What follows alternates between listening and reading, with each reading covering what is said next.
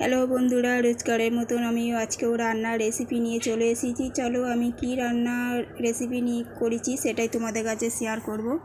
এই দেখো, আমি আজকে এঁচোড় আলু ডিম দিয়ে সবজি বানিয়েছি। এঁচোড় চিংড়ি হয়, আজকে আমি এঁচোড় ডিম দিয়ে করেছি রান্না। তো কীভাবে রান্নাটা করেছি সেটাই তোমাদের কাছে শেয়ার করব। এঁচোড় আলুকে সেদ্ধ করে জল ঝরে রেখে দিয়েছিলাম।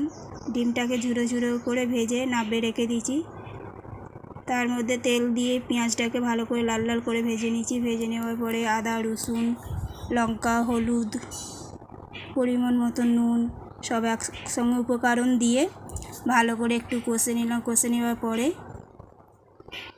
এঁচোড় আলু যে সেদ্ধ করে রেখেছিলাম সেটাকে ঢেলে দিলাম। ঢেলে দেওয়ার পরে ভালো করে কষে নিয়েছি।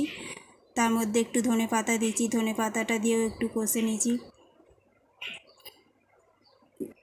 নিয়ে জল ঢেলে দিয়েছি। জল ঢেলে দেওয়ার পরে যে ডিম ভাজাগুলো ছিল সেই ডিম ভাজাগুলো আমি ওর মধ্যে ঢেলে দিয়েছি।